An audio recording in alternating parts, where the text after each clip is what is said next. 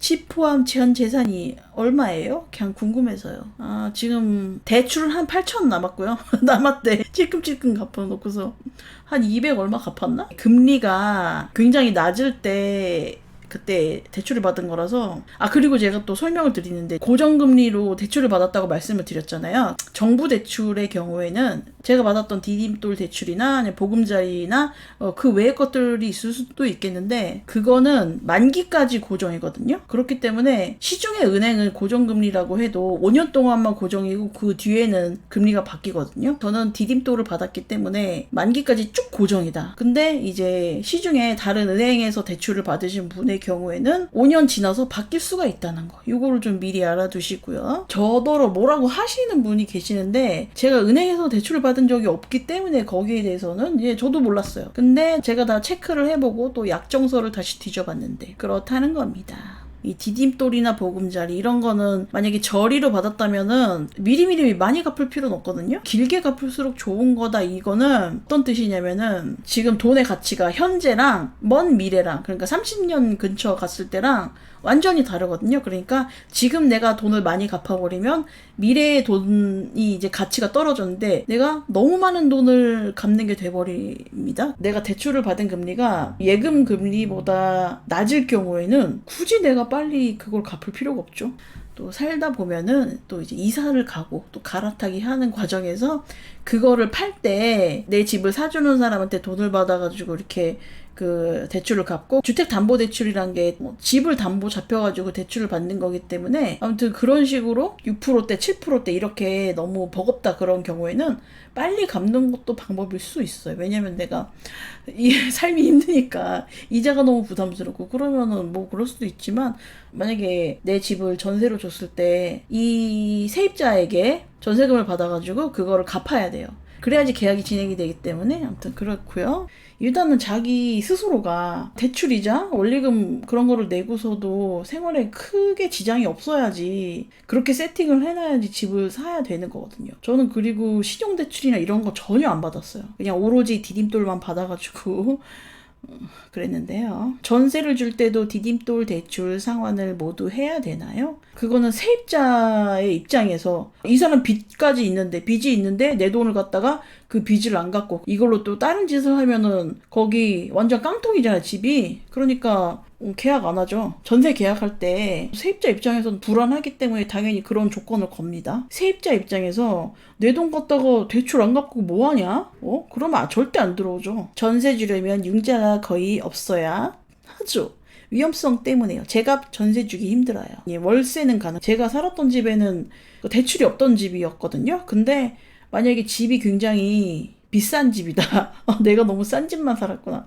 비싼 집이다 했을 경우에는 대출금이 남아있을 수 있겠죠. 이런 거는 그냥 관심을 가지면 계속 배우게 되어 있거든요. 저도 잘 아는 건 아니기 때문에 꾸준히 검색도 해보고 그러고 있습니다. 저는 작년에 시골 썩다리 구축 아파트 샀는데 남들은 집값 오르지도 않을 텐데 왜 사냐고 바보 같은 선택이라고 하지만 본가랑 가깝고 직장도 있어서 실거주용으로 리모델링하고 아늑하게 내 집에서 지내니 만족스러워요. 최근에 입주 완료했는데 내 집이라는 안정감이 저는 너무 좋아요. 저도 그런 소리 많이 들었거든요. 너는 다 좋은데 집을 산 시점이 잘못됐다고. 제일 꼭지에 샀다고 이러는데, 내가 또 몇 번을 말해. 네이버 부동산만 봐도 그 실거래가가 다 나와 있잖아요. 그거 보면은 이 시세는 5년 전에도 이 시세였고, 제가 집을 살려고 했을 때 이게 고점인지 저점인지 그거를 체크 안 했겠습니까? 뭐 더 싸게 살려면 살 수도 있겠지만, 그때 한 2천 정도 싼 거 있었어요. 매물이 있었는데 좀 이렇게 방향이 마음에 안 들어가지고 그거를 안 했거든요. 내가 만족하다는데, 내가 괜찮다는데. 그리고 이게 자꾸 막 투자 관점에서 보면 그런데, 투자 관점 말고도 이제 실거주적인 측면에서 내가 행복하다는데 내가 행복하다는데 왜 지랄일까? 그리고 제가 또 집을 살려고 마음을 먹었던 게, 저는 세상이 그렇게 막 획가닥 돌아버린지 몰랐거든요. 저는 그냥 나 이제 월세살이 하기 싫고 내 집에서 살고 싶은데, 나도 아파트 비슷한 거예요. 아파트 닮은 거에 한번 살아보고 싶은데 어떻게 방법이 없을까 했는데, 내가 어떻게 모으니까, 그리고 또 검색을 해보고 찾아보니까 되는 거예요. 싼 집에 가서 살면 되겠다 이렇게 싶어가지고, 내가 이 정도 돈만 있으면 대출 받아가지고 되는구나 했거든요. 근데 저는 부동산 광풍이 불어서 뭐 2배, 3배 오르고 아파트가 상황이 미쳐 돌아가는지 저는 잘 몰랐거든요. 그냥 돈이 됐고 싼 게 있고 이게 지금 시세가 그렇게 막 이렇게 오른 건 아니고 자꾸 이렇게 제자리 걸음이니까 그래서 계약을 한 것인데 아무튼 이런 오지라퍼들이 저를 너무 많이 걱정해 주셔서 감사할 따름이죠. 그리고 뭐 떨어진다 어쩐다 그리고 실제로 많이 떨어졌다고 막 그러는데 아니 14억 하던 거 12억 2억 빠졌다고 그러면은 약간 느낌이 그런 거예요. 좀 그렇다. 내가 좀 찍어놓은 집들은 생각보다 그렇게 막 빠지지는 않았는데 왜 이렇게 지랄들일까? 언제 반토막 나냐고 이사 좀 가게. 41살이신데 각종 질병, 디스크, 지방간, 갑상선암, 녹내장에 걸리니까 내가 빗바래진 것 같아 너무 우울해요.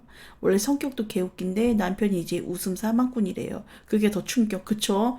우리 이 광대 애들은 다른 건 모르겠는데 안 웃긴다? 이러면 미쳐버립니다. 저도 약간 그런 스타일인데 아무튼 몸조리 잘하시고요. 아, 내가 이제 안 웃긴다고? 존나 절망적이다. 이런 거 진짜 못 견딥니다. 너 재미없음, 노잼, 핵노잼, 개씹노잼 이러면은 정말 저는 충격받아요. 아무튼 더 광대짓을 해가지고 여러분들을 웃겨드리도록 하겠습니다. 저더러 개씹노잼이라고 하지 말아주세요. 얼굴 빠았다, 부정적이다, 염세주의자다, 족같다 이렇게 욕을 해도 진짜 개씹 노잼이다. 이거는 제가 받아들일 수 없습니다. 당분간 부동산 근처에도 가지 마세요, 다들. 산다는 게 아니라 관심을 가져야 된다. 내가 왜 이 모양 이 꼴이 됐냐, 나이 먹도록 그것은 관심이 없고 내가 또 뭐랄까, 내가 희망이 없고 이렇게 살다 보니까 그런 것이죠.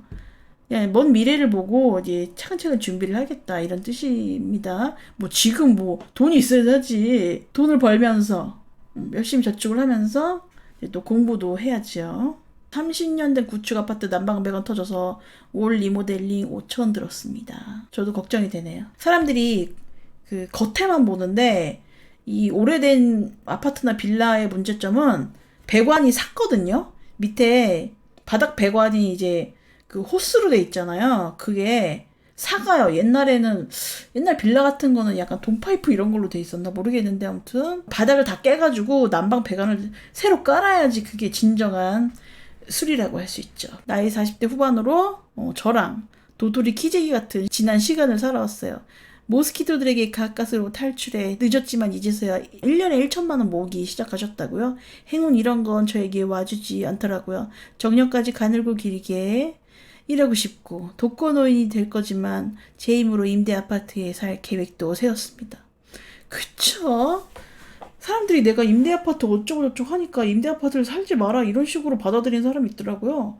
그럼 진짜 멍청한 건데 기회가 되면 좋다. 들어가서 어떻게든 살아가지고 돈을 아끼고 모으고 아무튼 모을 수 있습니다. 네, 저도 열심히 모으고 있고요. 그래가지고 요즘 제가 또 돈에 막 미치다 보니까 최근에 병원에 갔다 왔는데 그 실손 청구도 바로바로 했어요. 저도 친구들 청약 됐다는 거 듣고 아차 싶어서 이제 걱정 중이네요. 뭐라도 내 집 하나 있으면 너무 든든할 것 같아요. 제일 이 강력한 이런 그 동기부여 같은 거 내가 좆됐음을 실감할 때 다른 애들은 다 이제 청약도 되고 안정적으로 사는데 나만 좆됐구나 싶을 때 그때 이제 열심히 살게 된다는 거. 언니 유튜브 보고 어제 당근 3건 성사 우리 친구 혼나야겠어요. 왜냐면은 팔 물건이 있다? 그거는 뭐죠? 과거에 내가 돈지랄을 한 것이다. 아니 감히 당근에 팔 물건이 있다니요? 그러면 이제 앞으로는 당근에다가 팔 수 없을 정도로 물건을 비우고 팔 수 있는 건 다 팔고 그래야 되는 것이죠. 또 당근에다가 팔 거 있는 사람 언니 당근에다 팔아가지고 돈 벌었어 이러는데 욕먹죠. 그러면 내가 욕받죠. 원래는 팔 게 없어야 그게 정상인 것이다. 맞아요. 저 팔 게 없어요. 근데 애기 엄마들은 팔 게 많죠. 왜냐면 애가 자라니까 필요가 없어지잖아요. 그러니까 그건 인정. 애기 엄마들이 당근을 자주 이용하는 건 인정하는데 이 애도 안 나오는 이 철없는 싱글들아 뭐가 팔 게 있다? 그러면은 과거를 반성해야 된다. 그것은 내가 불필요한 물건을 사지 않았나, 너무 경솔하게 지르지 않았나 반성을 하고요. 당근으로 알바 구하셨어요? 그 당근이 물건만 그렇게 사고 팔고 하는 게 아니라 그런 것도 하더라고요. 저는 잘 몰랐는데 뭐 벌레 잡아주는 거. 나 그거 할까? 벌레 잡아주는 알바 할까? 얼마 모으면 은퇴해도 될까요? 식구 3명 기준으로? 은퇴라니요. 식구가 3명이면 은퇴는 영원히 못하는 것이고, 제가 늘 말하지만 뒤지기 직전까지 이제 일을 열심히 해야 되는 겁니다. 걸어 다닐 수 있다? 그럼 일어나서 돈을 번다. 상반신이 움직이는가? 혹시 하반신은 마비가 됐는데 상반신은 움직이는가? 상반신으로 일을 한다. 이렇게 말씀을 드리고 싶어요. 우리 채널에서는 은퇴란 없습니다. 조합원 아파트요? 그거 잘은 모르겠는데 그거는 좀 어려운 건 하지 마세요. 좀 안 들어본 거, 뭔가 어려워 보이는 거, 복잡한 건 하지 마세요. 또 복습합시다, 다시. 지주택 하지 마세요. 상가하지 마세요. 근생하지 마세요. 오피스텔 하지 마세요. 조합원 아파트가 이게 성사 확률이 15%거든요. 그러니까 웬만하면 하지 마세요, 그냥. 너무 모르겠는 거 하지 말고 잘 아는 거, 잘 아는 거 하시면 되거든요. 이거 처음인데 이런 거 해도 될까? 이런 거는 뜯어 말리고 싶다. 지주택이랑 신도시 신축상가 원수에게 추천하라. 모든 조합원 주택이 그런 건 아니거든요. 잘 올라가는 데는 잘 올라가는데 그게 내가 아닐 뿐이다. 나에게 해당 사항이 없을 뿐이다. 라는 것만 알아두시고요. 본인이 유독 운이 좋다라고 생각하면 당하기가 쉽거든요. 모르는 거 하지 말자. 아는 것만 하자. 재개발 하지 마세요. 네, 저런 거.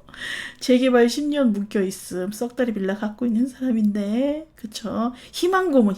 아는 언니 지주택에 2억 물렸음. 몇 년간 한탄. 우리 동네도 재개발하는 데 있거든요. 진행이 거의 다 되고 있고 이주를 하는 단계예요. 근데 거기도 10몇 년 전인가? 거기도 지주택이라고 사기쳐가지고 돈 물린 분이 꽤 계시거든요. 가끔 네이버에서 검색을 해보면은 그런 분들이 나와요. 3,500만 원 물렸습니다. 이거 될 가능성 있을까요? 하는데 거기 이미 다른 데서 하기로 했고 그 사무실 아직도 있을 거예요. 이 건물에다가 막 붙여놨던데 지역 주택조합 어쩌고 저쩌고. 저희 시부모님 재개발될 주택 하나 주셨는데 그거 최소 10년, 최장 20년 걸리는데 그때 되면 제 나이가 60이에요. 이것을 대비해서 우리가 자녀를 낳아야 되는 건가요? 자식에게 물려주기 위해서. 사람들이 그러잖아요. 뭐 여기 뭐 재개발 어쩌고 저쩌고 한다 그러는데 몸테크 어쩌고 저쩌고 말씀해 주시는데 저 자식이 없는데 내가 80대 가지고 재개발 돼가지고 뭐 그건 좀 아닌 것 같아요. 단골손님 40대 초반 일반 재개발 아파트 들어가서 이번에 20년 만에 완공돼.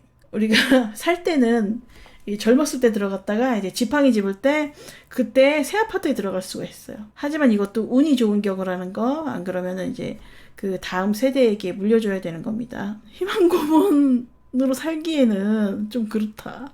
나는 기다리는 거 진짜 싫어하거든요. 성질이 급해가지고 그냥 그거 같아요. 그러니까 안 기다리고, 그러니까 내가 모르는 상태에서 그냥 나는 여기 살려고 살았는데 어쩌다 보니 재개발이 됐더라. 그러면 좋은 건데 내가 재개발을 노리고 존나 몸테크하고 기다리고 이건 너무 고통스러운 것 같거든요. 1억 모으면 뭐 하는 게 제일 좋을까요? 미혼 30대 초 여성이고 투잡 뛰어서 내년에 1억 달성. 지주택, 재개발, 오피스텔, 필라뿐이라면 사람들이 전망하는 게 집값이 꾸준히 이렇게 될 것이다라고 전망을 하거든요. 나중에 1억으로 살 수 있는 데가 있을 거예요. 아파트도. 서울은 좀 힘든데 경기도 같은 경우에는 아무튼 전세 끼고 살 수 있을지도 모릅니다. 네, 그렇기 때문에 일단은 존버. 지금 너무 성급하신 것 같아요. 일단 1억 먼저 모으시고요. 진짜 이 분위기 휩쓸리지 않는 게 중요하다고 생각하거든요. 사람들이 뭐 현찰은 녹습니다. 뭐 현찰 들고 있으면 쓰레기예요 그러는데 내가 충분히 공부가 되어 있고 준비가 되어 있고 어떤 내가 기준이 생겼을 때 그때 지르는 게 낫다.